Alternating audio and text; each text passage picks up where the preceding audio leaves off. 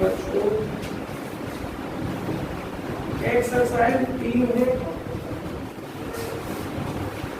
एक सवाल में ही काम खत्म करेंगे। क्यों? आपको ध्यान अगर होगा तो ये इंटर वाली एक एक्सरसाइज, इनवर्स निकालने हैं। इंटर में इनवर्स कई मेथड से निकाले गए थे। इंटर में इनवर्स निकाले गए थे सहखंडज वाले मेथड से भी और ऑपरेशन वाले मेथड से भी। ध्यान अगर आया हो तो ये वही एक्सरसाइज है, इसमें ऑपरेशन से इनवर्स निकाला जाता है बच्चों। तो इसमें पहला जो सवाल दिया है उसने कहा reduce the matrix A = I3। इस मैट्रिक्स को I3 में रिड्यूस कीजिए एलिमेंट्री रो ट्रांसफॉर्मेशन के द्वारा ओनली। इसका मतलब ये है कि पहला सवाल इस अभ्यास में नहीं, पिछली वाली एक्सरसाइज का, इसका है पिछली वाली एक्सरसाइज का।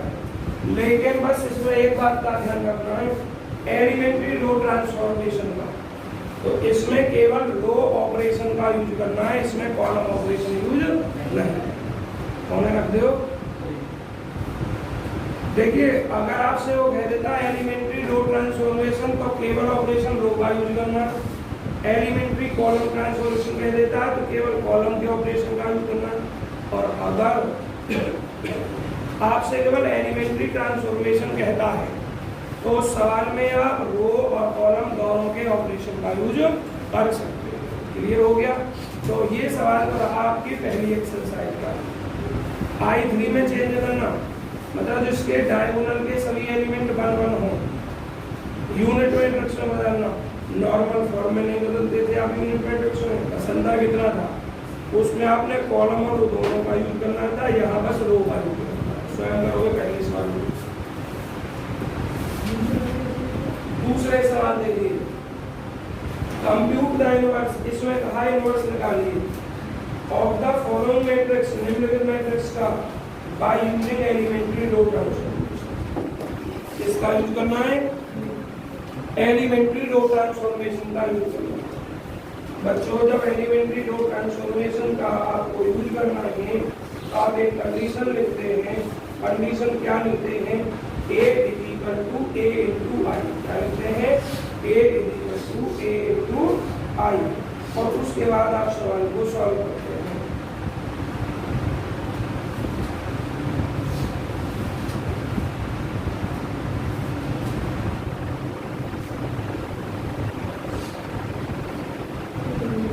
देखिए हाँ एक ही सवाल करवाऊंगा, उसे अच्छे से समझना। क्वेश्चन है आपका 2 का फर्स्ट। तो पहले तो मैं A लिख के दे रहा हूँ। देखो A क्या है? 1 2 3 1 2 3 2 4 5 2 4 5 और 3 5 6 3 5। बच्चों आप यहाँ 2 केस यूज कर सकते हैं। क्या क्या केस यूज कर सकते हैं? तो एक आप ये भी लिख सकते हैं A = IA। I का मतलब एक I आपको इंग्लिश में बोलूँ तो यूनिट मैट्रिक्स। यूनिट मैट्रिक्स में मैं किसी मैट्रिक्स में मल्टीप्लाई करूंगा तो वही आ जाता है। या फिर आप ये भी लिख सकते हैं। ठीक है, आगे पीछे कर दिया, कोई परेशानी थोड़ी। अब A × I unit matrix, A की या किसी मैट्रिक्स की यूनिट मैट्रिक्स में मल्टीप्लाई करता हूँ तो वही चीज आती है, कोई अंतर नहीं है। हम पहले केस को यूज में करेंगे। B है, हम रखते हैं क्या रखते हैं? A = I। इसको मानते हैं समीकरण नंबर 1। अब बच्चों आपको लेफ्ट हैंड में जो A है इसमें ये मैट्रिक्स लिख देना है, जो 1 2 3 2 4 5 3 5 6। ये जो I है इस I को यूनिट मैट्रिक्स 1 0 0 0 1 0 0 0 1 लिख देगा। और ये वाला I जो लिखो, अगर तुम्हें सवाल पढ़ने हमसे मार्गों में इंतजार है कितना इनके मुझे पढ़ने में इंटरेस्ट क्या था तो ये समझो है। इंग देख लो जिसमें भी खाली हो, इंग्लिश में कैसे निकाल। देखिए मैं कौन सा अरेंज कर दो, जरूरी नहीं था हम ऊपर वाले को यूज करें, हम नीचे वाले को भी यूज कर सकते, सेम करते। इधर साइड में जो ए रहता उसको जो लिखते, इस साइड में जो ए उसका इस्तेमाल करते। अगर आपसे एलिमेंट्री रो कहा है तो आप एलिमेंट्री रो यूज करेंगे केवल रो में, और आपसे एलिमेंट्री कॉलम कहा है तो एलिमेंट्री कॉलम, ठीक है। ना कहा तो फिर एक करेंगे कोई भी। इसके लिए जो आपने रैंक निकाली है नॉर्मल फॉर्म वगैरह एक्लॉन वगैरह फॉर्म वगैरह, उसमें कॉलम और रो दोनों यूज कर सकते हो। एक ही सवाल में जीरो बनाना है जिससे भी बन जाए।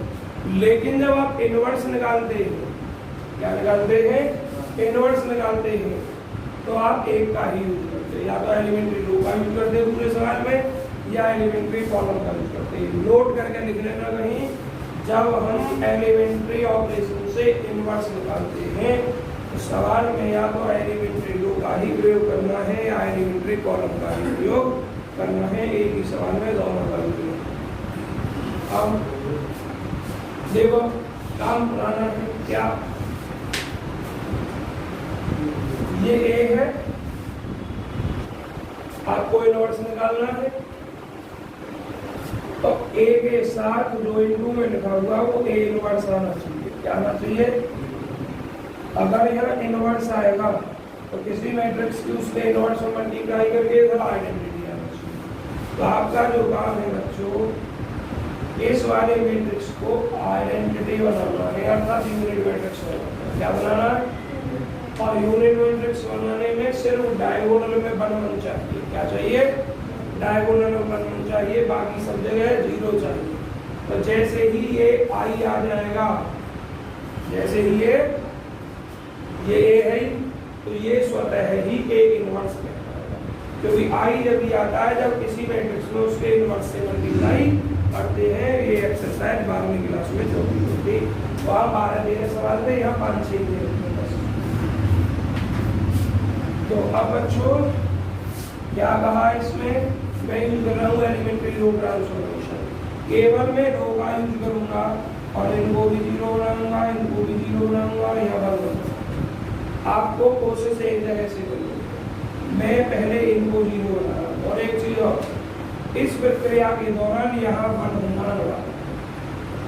अगर यहाँ से चिन्ह 1 नहीं है तो इसको आपको पहले बनाना पड़ेगा। मान के चलिए यह 2 होता या 1 होता, इंटरचेंज कर लेते।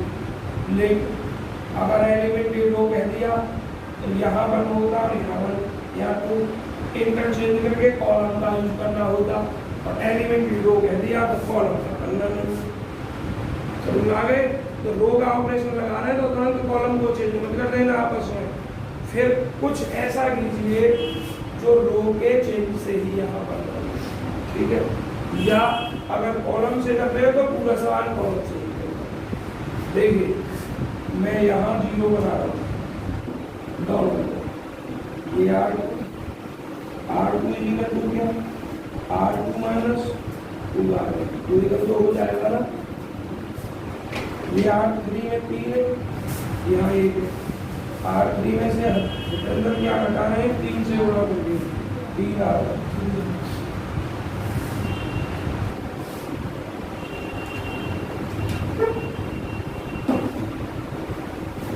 पहली रो जो भी लो चेंज करो, 2 1 2 2 में 2 गया 0, 2 2 4 4 में 4 गया 0, 2 दिया 6 5 में 6 गया माइनस का 1।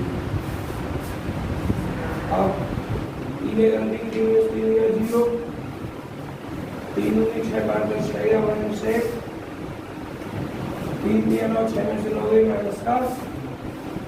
और बच्चों इस प्रक्रिया में जो चेंज आप लेफ्ट हैंड में करते हैं वही चेंज आपको राइट हैंड में करना है। तो पहले रो में तो हमने कोई चेंज नहीं किया बच्चों, इसमें किया 2 से गुणा की गई, इसमें से हटाया गया 2 लेकिन 2 0 2 1 0 माइनस 3 0 1। देखिए डायगोनल में बल बनाने की कोशिश करेंगे। तो यहाँ बल लानी है आपको, यहाँ है 0, तो आप R3 और R1 R2 को इंटरचेंज करेंगे, तो 0 खत्म हो गया, -1 तो आएगा, -c क्या करेंगे R3 इंटरचेंज R2 1 2 3 0 -1 -3 0 0 -3 1 0 0 -2 1 0 इंटरचेंज करना है, -3 0 1 -2 1 0। अब यहाँ तो +1 चाहिए थी, है, यहाँ भी +1 चाहिए थी, यहाँ भी है। माइनस खत्म करना है तो माइनस से इसमें भाग कर दो, माइनस से इसमें भाग कर, लेकिन मैं भाग बाद में कर दूंगा, पहले में यहाँ 0 बना दूँ। अगर मैं यहाँ 0 बनाऊंगा, इसको इसके साथ जोड़ दूँ ना, तो यहाँ 0 बन जाएगा, और यहाँ 0 बनाऊंगा, इसमें 3 से गुणा कर दूँ और इसमें से घटा दूँ। समझ आया? देखिए यहाँ 0 बना रहा हूँ पहले, R1 जी कर दूँ, R1 प्लस R2, और R2 को 0 बना रहा हूँ मैं, R2 माइनस 3R। देखो R1 में R2 जोड़ा गया, ये को 0 1 2 और -1 1 3 और -3 0, 3 से गुणा की गई, जब हटाया गया 0 -1 -3 में से -3 हटा हुआ, R3 में कोई चेंज नहीं किया गया। जो चेंज आपने लेफ्ट में किया वो चेंज आप राइट में कीजिए। R1 के स्थान पर क्या लिखना, R1 में R2 जोड़ दो, 1 में -3 जोड़ोगे तो -2, 0 में 0, 0 में 1 जोड़ोगे 1। जो बालक कल की वीडियो नहीं पढ़े हों, क्लास खत्म होते ही मैं एक्सपोर्टिंग पर लगाऊंगा, एक्सपोर्ट तो नहीं, अपडेटिंग पर अपलोडिंग पर लगाऊंगा, क्योंकि एक्सपोर्ट तो हो गई लेट से कल वाली। आज भी बहुत मुश्किल पहुंचेगी, लेकिन आज ही ये ध्यान, आज भी हो सकता है कल पहुंचे, कल वाली आज ही बन जाएगी। यहाँ क्या करना है, R2 में से 3R3 हटाना है, -3 में 6, -3 में से हटाऊंगा, प्लस का 3 1 3 0 में 3 हटाऊंगा, -3 0 0 1 में 0 हटाऊंगा, इसमें कोई चेंज नहीं। बस थोड़ा सा काम रह गया, क्या, ये तो मैंने गलत लिख दिया बच्चों, इसमें तो कोई चेंज नहीं किया हमने, ठीक है। यहाँ 0 बनाना है, इसमें से जोड़ करने को R1 R1 प्लस R2 में -1 से भाग करके लिखूँ, और R3 में भी -1 से भाग करके लिखूँ। क्या प्राप्त हो रहा है बच्चों,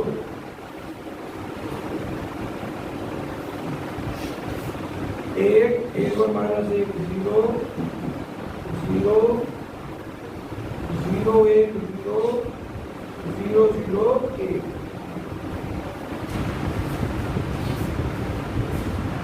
R1 में R2 जोड़ के लिखा गया, -2 और 3 प्लस का 1, 0 -3 जोड़ा -3, 1 में 1 जोड़ा गया है 2।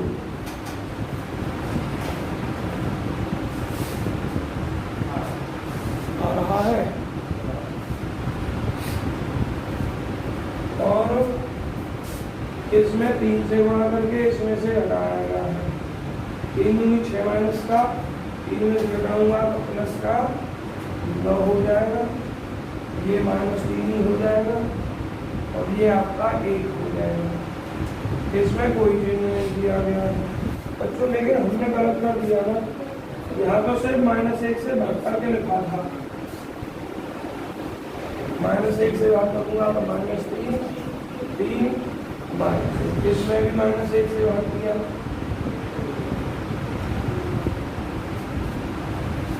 आप क्या देख रहे हैं? ये बचा लिया मैंने, दूसरे का पहला ही तो किया है ना, तो देखना 1 माइनस 3 2 आ रहा है। यहाँ आंसर सीट में गलत है वो आंसर, 1/57 भी गलत है। देखिए अब आप एक चीज देखोगे, ये आइडेंटिटी आ गई यूनिट मैट्रिक्स, ये कोई मैट्रिक्स है। अगर इस मैट्रिक्स ए में किसी से मल्टीप्लाई करके यूनिट आ रहा है तो ये आपका इनवर्स ही कहलाएगा। क्या लिखोगे? इम्प्लाई करेगा ये आई इनवर्स इनटू, इसको 1 मान लो, इसको 2 मान लो, equating first and second. A inverse जो है 1 माइनस 3। अगर आपको अपने आंसर पर डाउट हो कि जो हमने ए इनवर्स निकाला वो सही है या गलत है, तो आप एक काम कर सकते हैं। क्या? इस ए इनवर्स की आपका जो ये ए है, ए कहाँ ये दिया हुआ है, तो इस ए इनवर्स की और इस ए की आपस में मल्टीप्लाई करेंगे। अगर ये आ जाए यूनिट मैट्रिक्स तो सही है, और नहीं आता है तो आपका गलत है। ये चेक भी हो जाता है। जल्दी फोटो खींचिए।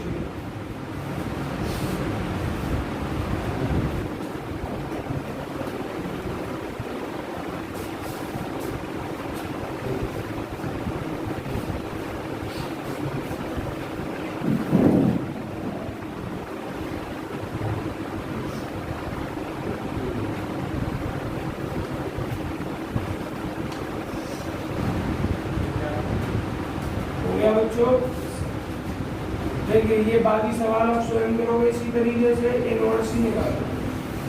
चैप्टर नंबर बच्चों आपका 3 है, पहला तो दूसरी अभ्यास आइए,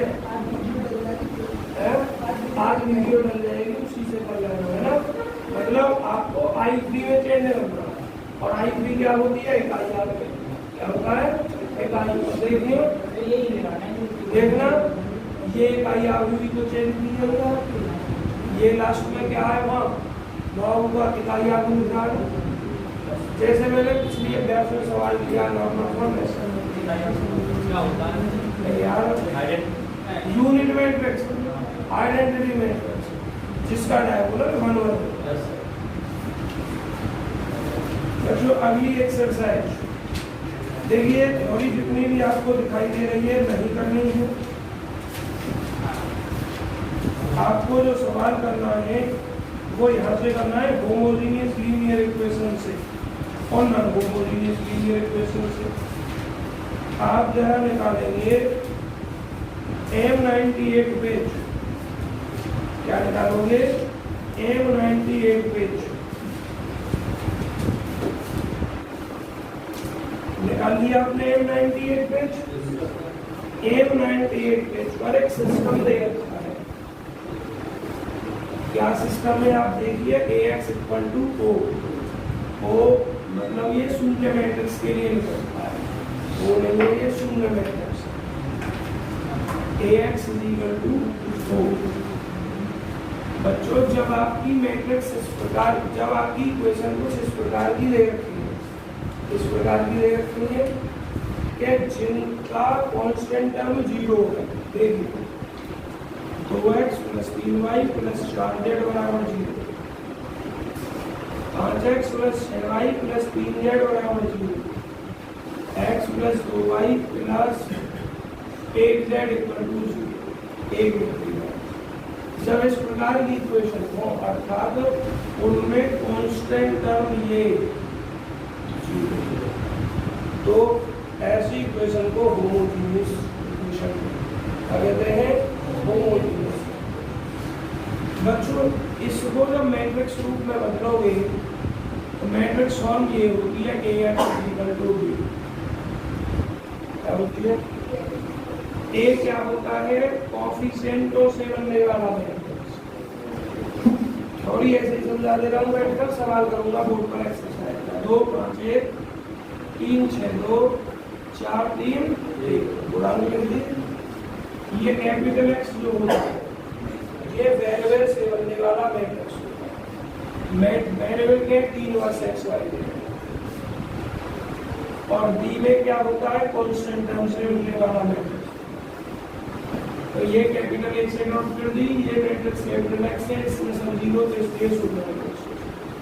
ठीक है, जब ऐसा होता है सिस्टम में इसको बोलते हैं होमोजीनियस। और अगर यहाँ कोई एक एलिमेंट नॉन जीरो आ जाता है, कोई भी एक एलिमेंट क्या आ जाता है नॉन जीरो आ जाता है, तो उसको बोलते हैं नॉन होमोजीनियस। क्या बोलते हैं? Non homogeneous. और ये भैया होमोजीनियस और नॉन होमोजीनियस में से सवाल जरूर आता है। होमोजीनियस का सवाल जब आता है जब एग्जामिनर बहुत अच्छे मूड में हो, एग्जामिनर में पेपर बनाने वाला बहुत अच्छे मूड में हो, पेपर को आसान रखने के उसमें हो, तो होमोजीनियस देगा। थोड़ा टिपिकल देने के मूड में हो तो नॉन होमोजीनियस देगा। तो भी इसका मेथड बहुत आसान है। इस चैप्टर में दो ही चीजें हैं, homogeneous non homogeneous. Non homogeneous को सवाल 99% का, होमोजीनियस का 1%। आसान है सवाल दोनों ही, बस अंतर है कि सवाल बड़े हैं, दूसरे मेथड के बड़े हैं और है आसान। देखिए प्रोसीजर क्या है इसका। प्रोसीजर इस सवाल इसमें लिखा हुआ है, देखो M99 पेज देखो, केस 1 केस 2 केस 3 लिखे हुए हैं। जब इसका तो ये लिखा हुआ है, तो जो ये फॉर्म होती है ना, ये जो ए होती है, इसके लिए आप रैंक निकालते हैं। क्या निकालते हैं? रैंक निकालते हैं। ऐसे सुनते जाना प्रोसीजर क्या है। 3 केस बन सकते हैं। आपका जो ये मैट्रिक्स है इसके लिए आप रैंक निकालते हैं, और बच्चों रैंक निकालते हैं एकोलॉन मेथड से निकालते हैं, क्योंकि एकोलॉन मेथड से रैंक नॉर्मल की अपेक्षा आसानी से निकलती है। तो होमोजीनियस और नॉन होमोजीनियस सिस्टम है, इसमें रैंक एकोलॉन मेथड का यूज करें ज्यादातर केस। तो रैंक निकालने के लिए क्या क्या केस होता था आपको पिछला चैप्टर दूसरा आना चाहिए वीडियो पढ़ने। इसका ऑर्डर क्या है? 3। रैंक 3 भी हो सकती है, रैंक 3 से कम 2 भी हो सकती है, रैंक 1 भी हो सकती है। अब देखिए वो डिपेंड किस पर करेगा। अननोन वेरिएबल 3 है, रैंक आर इस अननोन वेरिएबल से कम भी हो सकती है, बराबर भी हो सकती है। ठीक है, तो क्या क्या केस होते हैं देखिए अपनी किताब में। सबसे पहला केस बना है 1। केस 1 क्या कह रहा है बच्चों? केस 1 कह रहा है इफ r = n, यदि r आपका n के बराबर है, जहां r रैंक है और n अननोन वेरिएबल है, r रैंक है और n अननोन वेरिएबल है, तो the equation x = will have n - n। n - n का मतलब क्या हो गया? 0। ऐसा कब? जब n r रैंक जो है अननोन वेरिएबल के बराबर। n में से n घटा दो, r में से r घटा दो, एक ही बात तो भी सेम है। तो जब घटाएंगे तो 0 आ जाएगा, 0 आ जाएगा तो नो लीनियरली इंडिपेंडेंट सॉल्यूशन। इस केस में कोई भी लीनियर इंडिपेंडेंट सॉल्यूशन नहीं होगा। आगे बढ़िए। इन दिस केस, इस केस में the zero solution will be only the solution, केवल सॉल्यूशन होगा जीरो सॉल्यूशन। जीरो सॉल्यूशन का मतलब x भी 0 आएगा, y भी 0 आएगा और z भी 0 आएगा, जो वेरिएबल सब मान 0 है। केस फर्स्ट में ऐसा कब होगा? जब रैंक आए अननोन वेरिएबल के बाद। देखिए अब केस सेकंड देखो। केस सेकंड में क्या कहा है? रैंक r जो है n से कम है, रैंक r जो है n से कम है, जहाँ n अननोन वेरिएबल है। अगर रैंक आपका n से कम है तो लीनियरली इंडिपेंडेंट सॉल्यूशन होंगे n - r। ज़्यादा क्या नुस्खान है? अननोन वेरिएबल तो ज़्यादा है, रैंक कम है, तो n में से r घटाकर जो भी आपके पास प्राप्त होगा, 1 प्राप्त हो, 2 हो, 3 हो, उतने लीनियरली इंडिपेंडेंट सॉल्यूशन होंगे। Thus, in this case, the equation ax = O will have an infinite number of solutions। अब दो बात हो गई। दो बात क्या हो गई? एक तो हो गई लीनियर इंडिपेंडेंट सॉल्यूशन, तो n माइनस आर, ये तो फाइनाइट संख्या हो जाएगी। हमारा 3 अननोन वेरिएबल आ गए, रैंक 2 आ गई, 3 में से 2 घटा कर एक, लीनियर इंडिपेंडेंट सॉल्यूशन तो हो गया एक। लेकिन सिंपल सॉल्यूशन है इनफाइनाइट, मतलब जो एक इक्वेशन बनेगी जिस पर डिपेंड करेगा उस इक्वेशन को एक्स वाई जेड के एक से अधिक मान सेटिस्फाई करेंगे। इसलिए लीनियर इंडिपेंडेंट सॉल्यूशन तो होंगे फाइनाइट, लेकिन जनरल सॉल्यूशन जो होंगे वो होंगे इनफाइनाइट। केस नंबर 3 समझ में पूरा जब भी आएगा जब एक सवाल दिया जाएगा, पर डायरेक्ट भी सवाल नहीं समझा सकते, पहले थ्योरी आनी चाहिए। Suppose m is less then n, suppose कर रहे हैं कि m n से छोटा है। m क्या है? The number of equations, m जो है नंबर ऑफ इक्वेशंस, ध्यान से सुनना, n तो अननोन वेरिएबल है, m है इक्वेशंस की संख्या। जैसे ये मैंने लिखा है ना, क्या वेरिएबल है इसमें 3, इक्वेशंस के 2, तो जब इक्वेशंस की संख्या अननोन वेरिएबल से कम है तो the number of equations is less than the number of unknowns, since चूंकि r is less than equal to 1, चूंकि r जो होगी बच्चों, अब देखना इसका ऑर्डर क्या बनेगा 2/3, तो रैंक 2 से ज्यादा तो हो नहीं सकती है, जो कम चीज है ऑर्डर में वही तो बताएंगे, तो या तो रैंक 2 होगी या 2 से कम होगी। तो लिखा इसमें चूंकि रैंक r जो है n से छोटी या बराबर हो सकती है, देखो इसलिए r is definitely less than n, इसलिए r जो है अर्थात रैंक जो है n से कम ही होगी। एंड इन दिस केस, इस केस में the given system of equation must possess a non zero solution, solution जो है नॉन जीरो सॉल्यूशन होगा। The number of solution of the equation ax equal to o will infinite, और इसमें भी solution बच्चों ax equal to o क्या रखेगा? Infinite solution रहेगा, और सॉल्यूशन नॉन जीरो। अब जरा एक सवाल लेंगे और बड़े से बड़ा सवाल लेंगे इस पर, एग्जाम में आप स्वयं करेंगे, मैं सिर्फ एक्सरसाइज। दो बार जरा पानी दे, मुझे पढ़ाते समय बैठना पसंद है, और आज अब पढ़ाया देखिए।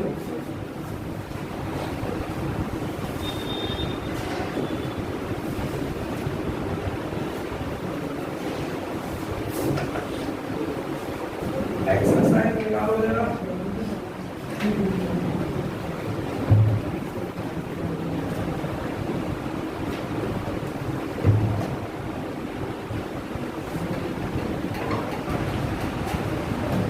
देखिए बच्चों,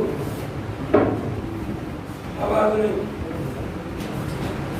एग्जाम में बच्चों आपको दूसरा भी करना है, आवाज नहीं रही, पहला भी करना है।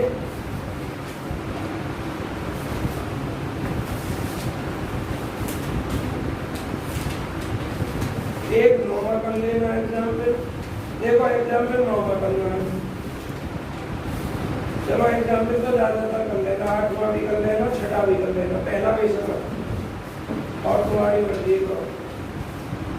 एक्सरसाइज एक का सवाल पेपर में कम ही आता है, आया तो एग्जाम में से ही आएगा, आप देख रहे हैं। एक सवाल देखिए, हम सवाल करवा देते हैं सबसे बड़ा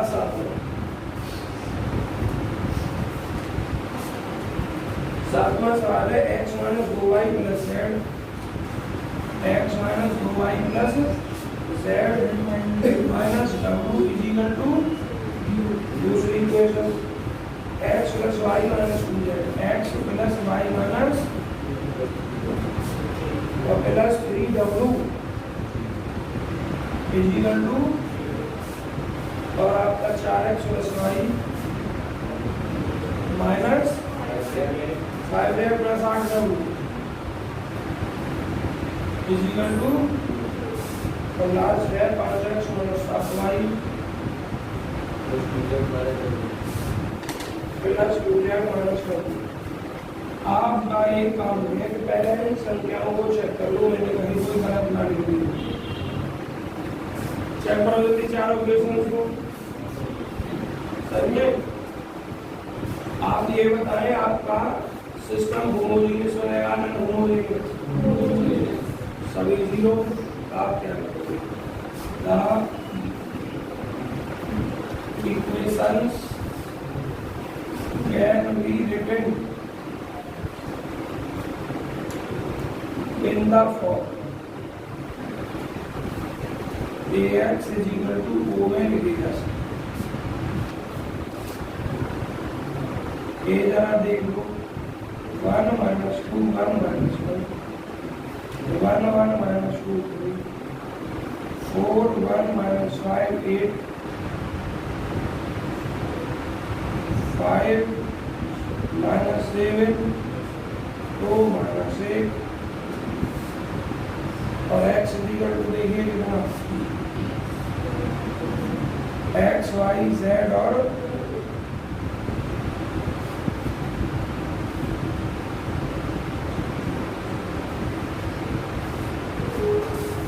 सबसे पहला काम इसको एक्लॉन में बदलना। इसे बदलना अगर आप चाहें तो अलग बदलिए और ना चाहो तो साथ के साथ काम।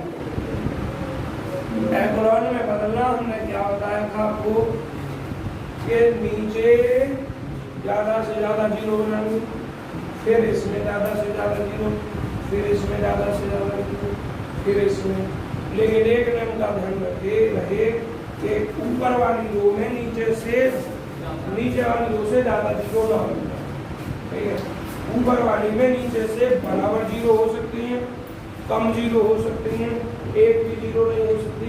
लेकिन किसी ऊपर की रो में नीचे की रो से अधिक जीरो नहीं हो। यहाँ ज्यादा से ज्यादा जीरो चाहिए, कैसे बनेगी?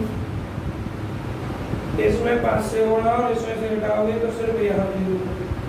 और जब एक बार में एक ही जीरो बन रही है तो आप सोच लेना एक काम करें, इन सबको जीरो बना दो। ये कैसे बनेगी?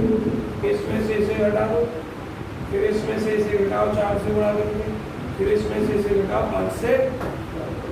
एक स्टेप में ये तीनों जीरो बन गए। क्या लिखोगे अब? R2 is equal to R2 minus R1, R3 is equal to R3 minus 4R1, R4 is equal to R4 minus 5R1। पहली रो में कोई चेंज नहीं किया हमने, 1 minus 2 1 minus 2। अब 1 में से 1 घटाओ 0, 1 में से minus 2 घटाओ 3, minus 2 में से 1 घटाओ minus 3, 3 में से minus 1 घटाओ 4। अब भाई इसमें 4 से होगा 4 1 4 4 में 4 घटाओगे 0, 4 दूनी 8 minus 8 में से घटाओगे नहीं, 1 में से minus 8 घटाओगे 9, 4 1 4 minus 8 में 4 घटाओगे minus 9, और 4 1 4 8 में से minus 4 घटाओगे तो 12।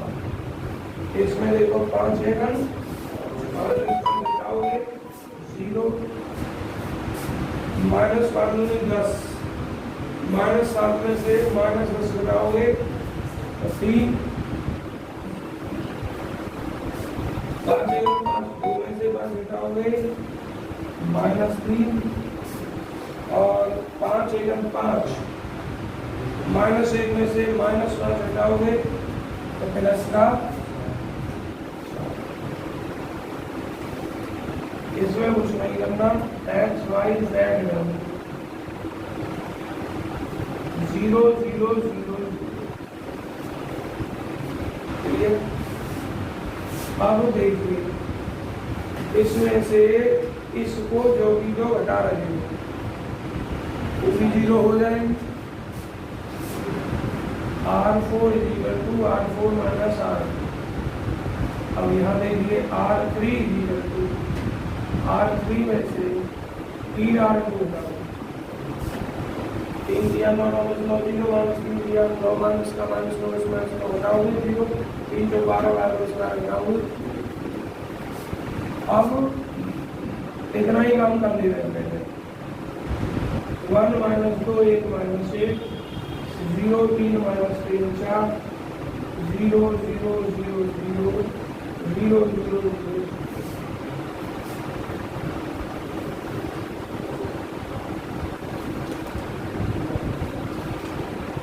बच्चों इसमें 4 जीरो है, ऊपर वाले में भी 4 है। ऐसा तो नहीं है नीचे से 0 हो गई, ऊपर वाले में 1 जीरो है, नीचे से 0 तो नहीं है। क्या कोई और 0 बन सकती है? बड़े आराम से ये 0 बन सकती है, लेकिन ऐसा करने के बाद ये 0 खत्म होता है जो हमें नहीं चाहिए। समझ में आ गया भाई? इसका मतलब ये ही आप ऐसे ही इसको भी 0 कर सकता हूँ, फिर ये 0 बनेगी, इसको भी 0 कर सकता हूँ, लेकिन फिर ये 0 बनेगी। तो फायदा क्या है? एक 0 न मिली, एक 0 को हमको। तो ये ही एगेलन फॉर्म है आपकी। और बच्चों अब आप क्या लिखोगे? ए इज इन एगेलन फॉर्म। और आप यहाँ देख रहे हैं इसमें नंबर ऑफ नॉन जीरो रो कितने हैं? नंबर ऑफ नॉन जीरो रोज 2 है। नॉन जीरो रोज का मतलब ऐसी रोज जिसमें सब अवयव 0 नहीं है। देखो इसमें तो सब अवयव 0 है, इसमें भी सभी अवयव 0 है, ये भी 0 रो, ये भी 0। इसमें सिर्फ एक अवयव 0, सभी 0 नहीं है, ये नॉन जीरो रो, ये भी non zero row. So number of non zero row equal to so rank of A, जिसको इस चैप्टर में आर से व्यक्त किया गया, कितनी है? 2 है। अननोन वेरिएबल कितने हैं? 4 है। अननोन वेरिएबल 4 है। n1 केस पहला नहीं है, पहला केस था जब रैंक अननोन वेरिएबल के बराबर था। केस दूसरा है क्योंकि दूसरे केस में n और वो r n से कम हो। तीसरा केस भी नहीं, क्योंकि तीसरे केस में है इक्वेशंस अननोन वेरिएबल से कम। अननोन वेरिएबल 4 है, इक्वेशंस भी क्या है, इसलिए केस थर्ड भी खत्म, केस फर्स्ट भी खत्म, केवल केस सेकंड। क्या लिखोगे? हेयर यहाँ, यहाँ n is greater than r, या तो ऐसे लिखो या लिखो r इज लेस देन। सो इसलिए बच्चों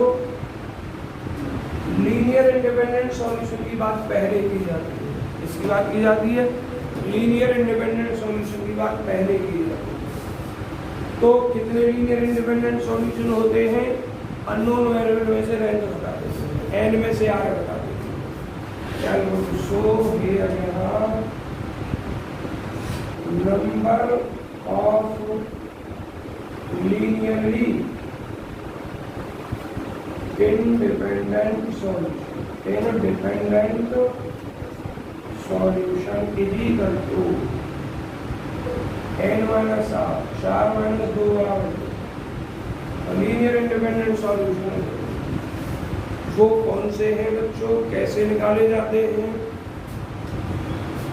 इसका मतलब जब इस इक्वेशन का सॉल्यूशन हम निकालेंगे तो हमें 2 अननोन वेरिएबल का यूज करना पड़ेगा। कितने का करना पड़ेगा? 2 अननोन वेरिएबल। अगर एक आ जाता है यहाँ 2 की जगह तो 1 का यूज करना पड़ेगा। आप देखिए कैसे, पहले आप फोटो क्लिक कर रहे हैं, पहले आप फोटो क्लिक करें।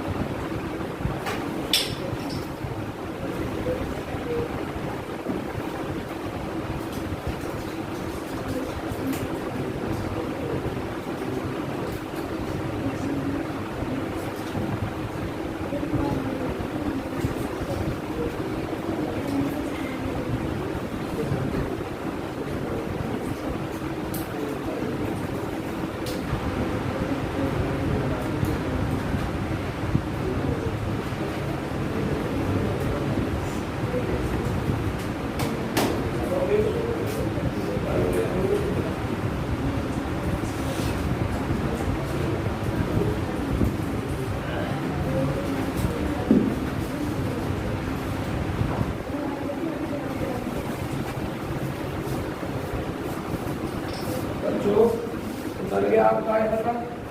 अब देखिए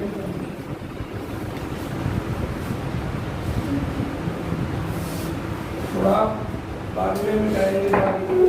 अब आप कैसे लिखोगे इसको? इस वाले सिस्टम को लिखोगे यहाँ। इक्वेशन अभी कुछ मानी तो नहीं होने, इसको मान लोगे कि अब लिखोगे द सिस्टम ऑफ एक या the given system of equations one can vary the given system या directly equation one can vary ऐसे लिखा जा सकता है। कैसे गुणा करनी आप कराती हैं डायरेक्ट देखिए, एक की एक्स में माइनस दो की वाई में, एक की जेड में माइनस एक की डब्ल्यू। तो x minus two y plus z और माइनस डब्ल्यू और इधर क्या है आपका पहला एलिमेंट, इसको मानो। अब दूसरे की करोगे, पहले जीरो की एक्स में जीरो, फिर तीन की वाई में माइनस तीन की जेड में नहीं, हाँ, और चार की डब्ल्यू इक्वल टू जीरो। ये सब एलिमेंट जीरो है। एक मिनट चेक कर लूँ, तीन वाई माइनस तीन जेड और चार डब्ल्यू तो अच्छा ये माइनस की लिख दी है, हाँ ये प्लस से ही आएगी। अब देखिए एक्स और खत्म हो गया क्योंकि ये जीरो, बाकी सब ये जीरो है तो तीसरी इक्वेशन में ये जीरो तो नहीं। मान चलिए यहाँ होता 2 और 3 तो एक्स और वाई वाला जीरो हो जाता, 2z प्लस 3w हो जाता, यहाँ खाली हो जाता 5 तो ये केवल 5w बराबर जीरो हो जाता। अब देखिए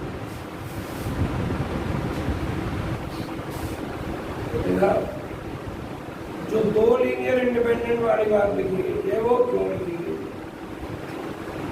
आप इससे तो निकालना पसंद नहीं करेंगे, इसी का मान इससे निकालना पसंद करेंगे क्योंकि इसमें 3 वेरिएबल है वो करवा। अगर तुम y का मान निकालना चाहोगे तो तुम्हें z और w को भी तो पता करना। जब तक तुम्हारे पास z और w नहीं होगा तब तक तुम y का मान नहीं निकाल सकते। या अगर तुम्हें z निकालना है तो तुम्हें y और w पता होना चाहिए, और अगर w निकालना है तो y और z पता होना चाहिए।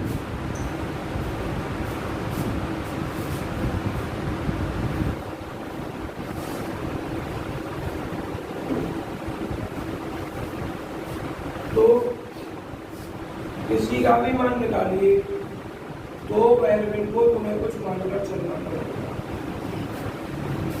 तो नेट जेड जी का 2 हमने C1 मान लिया और W जी का 2 C2 मान लिया।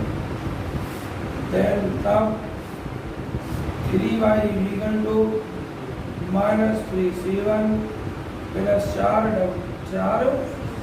C2 equal to y equal to 3 से भाग करेंगे माइनस C1 4 और 3। अब मुझे एक बात जो दो लीनियर इंडिपेंडेंट है वो ये C1 और C2 बन जाए। अगर एक लीनियर इंडिपेंडेंट होता तो हमारे पास केवल ये दो मानने पड़े, हमें एक ही मानना पड़े। एक समीकरण और आ रही होती दो वेरिएबल में, जैसे 2z प्लस 5w आ रहा था, तो या तो zw के पदों में या wz समझ में आया। और अगर यहाँ 0 आ जाता यहाँ तो हमें कुछ भी मानना नहीं पड़ता, फिर हमें यहाँ तक कुछ ना कुछ प्राप्त होता। माना 5 होता तो 5w बराबर 0, w बराबर 0 हो जाता, मानना कुछ ना पड़ता। तो हमें एक भी लीनियर इंडिपेंडेंट सॉल्यूशन नहीं होगा। अब समझ में आ गए दो लीनियर इंडिपेंडेंट का चक्कर क्या है। अब देखिए अब है कुछ भी जो तुम्हारा मन करे आप जेड का एक्स और वाई का एक्स तो इसमें है ही नहीं, और एक्स यहाँ से निकाल दो। एक्स अगर हो तो मतलब एक का मान निकालना है, 3 तुम्हारे पास वैल्यू है, तो 2 को तो आपको कांस्टेंट मानकर ही चलना पड़ेगा। अगर तुम्हें जेड निकालना है और तुम्हारे पास एक्स और वाई हो गए तो एक्स और वाई को कांस्टेंट मान लो, किसी को भी मानना है, 2 को मानना है। अब देखिए हमारे पास जेड C1 मान रखा है, डब्ल्यू C2 मान रखा है, वाई ये निकल आया, इन तीनों मानों को समीकरण 2 में रखिए। Now putting the values of y, z, w in equation number. बच्चों अब मुझे इसका कोई काम नहीं,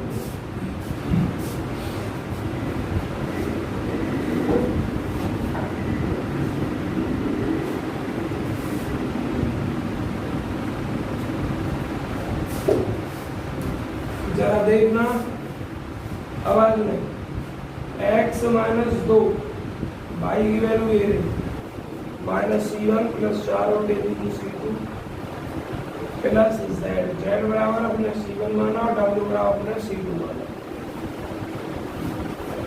x minus 2C1 minus 8 C2 plus C1 minus C2 बराबर 0। x इज माइनस 1C1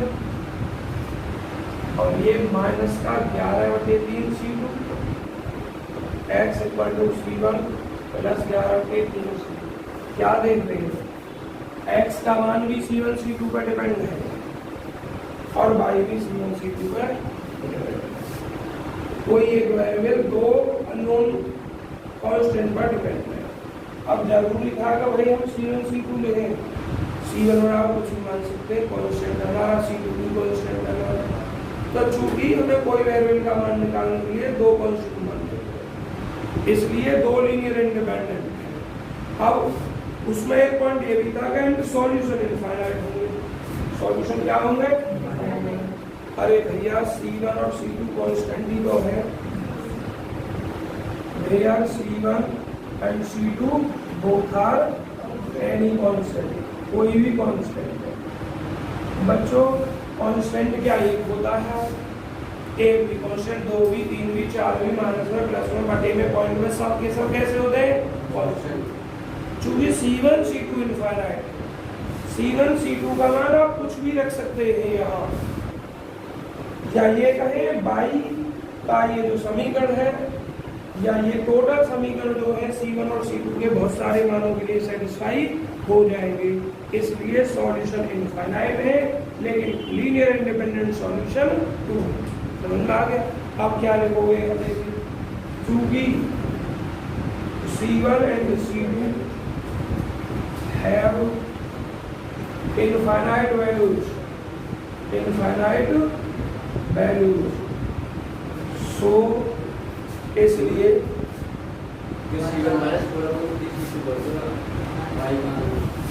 यहाँ क्या कर दूँ बताना,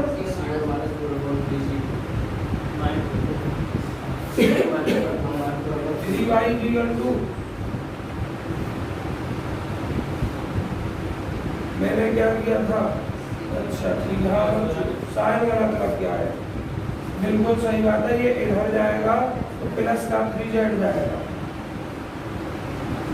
तो ये क्या हो जाएगा आपका, और ये माइनस हो जाएगा। तो बच्चों अब तुम्हें एक काम करना है, फिर यहाँ भी चेंज हो जाएगा आंसर ही। हाँ यहाँ भी चेंज हो जाएगा और यहाँ चेंज हो जाएगा, माइनस ये प्लस हो जाएगा। और अब ये देखो, ये तो माइनस C1 है, ये हो जाएगा 5 और यहाँ C1 भी प्लस का और ये भी प्लस का, ये प्लस का हो जाएगा और जब ये इधर जाएगा तो ये माइनस का 5। इतना ही याद आंसर। तो देखिए C1 C2 have infinite values, so इसलिए number of solutions are infinite. Number of solution infinite है लेकिन इंडिपेंडेंट सॉल्यूशन जो है वो कितने हैं? 2। समझ में आ गया नहीं आया सबका चक्कर? लीनियर इंडिपेंडेंट का भी और इनका भी। बच्चों फोटो क्लिक करिए। तो प्रोसीजर तो पूरी एक्सरसाइज में यही है बच्चों। अब बस तुम्हें एग्जाम्पलों में थोड़ा थोड़ा जो अंतर है उन्हें समझाई दे रहा हूँ क्या क्या अंतर हो सकता है।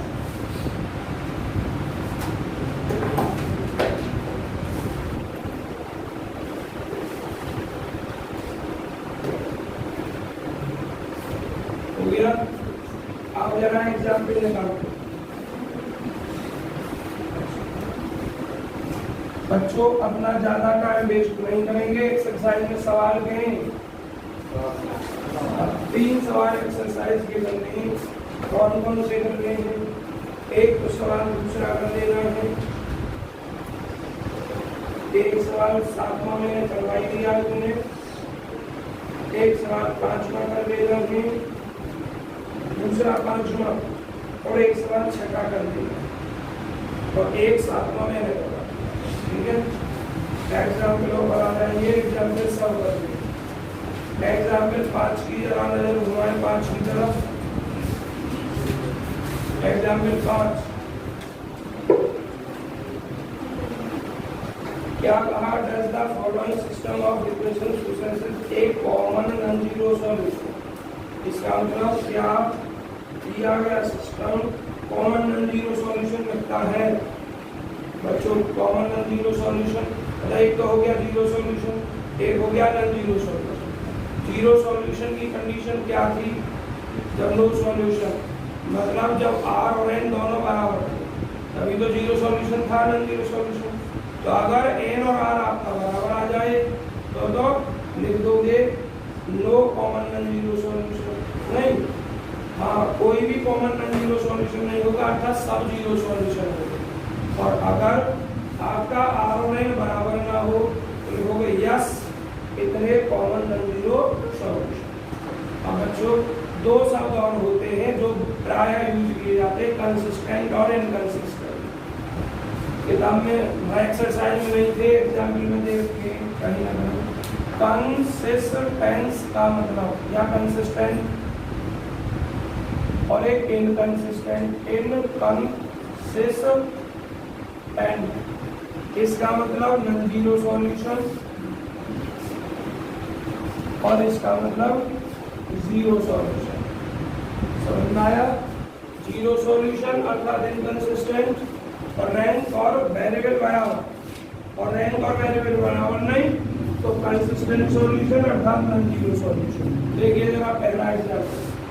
आपकी समीकरण इनको x = 0 के रूप में लिखा गया है, a को एक्लॉन फॉर्म में बदला गया है।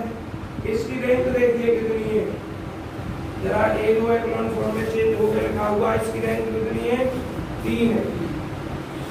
मैं सवाल में लिखो इसकी रैंक 3 है। क्यों है 3? क्योंकि नॉन जीरो रो 3 है। वेरिएबल कितने हैं?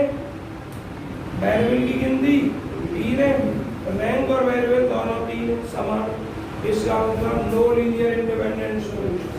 नो लीनियर इंडिपेंडेंट सॉल्यूशन इसका मतलब कोई भी कॉमन नॉन जीरो सॉल्यूशन नहीं है अर्थात सभी सॉल्यूशन कैसे हैं? Zero solution. हो गया अपने आप। दूसरे एग्जाम्पल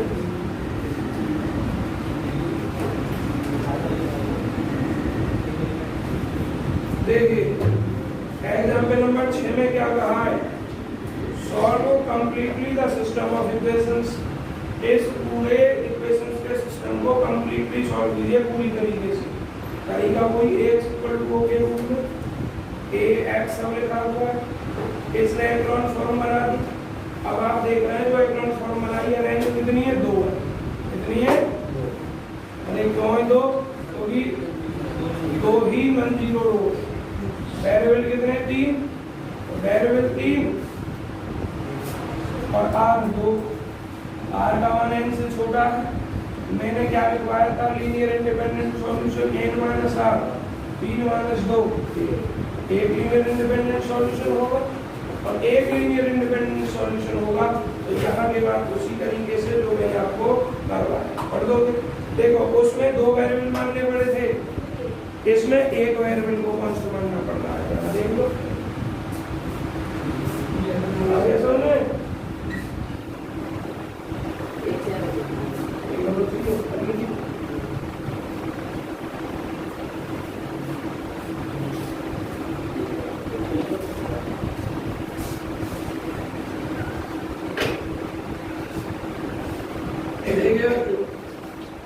रिमार्क में क्या लिखा हुआ है इसको लिखने की आवश्यकता नहीं है, इससे हुआ या छोड़ देंगे। 7वां सवाल स्वयं करेंगे। 8वें सवाल में बच्चों यही सब चीज पूछा है, इसे भी स्वयं रिमार्क में कुछ चीज नहीं लिखनी है आपको। और रिमार्क वाला कुछ नहीं लिखना।